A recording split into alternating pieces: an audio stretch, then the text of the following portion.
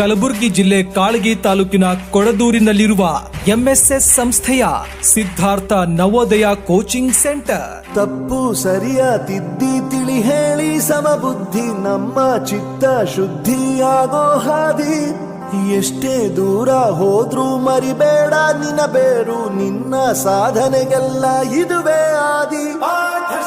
ತರಬೇತಿ ಶಿಬಿರವನ್ನು ಹಮ್ಮಿಕೊಳ್ಳಲಾಗಿದೆ. ಈ ಬೇಸಿಗೆ ತರಬೇತಿ ಶಿಬಿರದಲ್ಲಿ ಎಲ್ಕೆಜಿ, ಯುಕೆಜಿ, 1ನೇ ತರಗತಿ, 2ನೇ ತರಗತಿ ಮತ್ತು 9ನೇ ತರಗತಿಯ ವಿದ್ಯಾರ್ಥಿಗಳಿಗಾಗಿ ಬೇಸಿಗೆ ತರಬೇತಿ ಶಿಬಿರವನ್ನು ಹಮ್ಮಿಕೊಳ್ಳಲಾಗಿದೆ.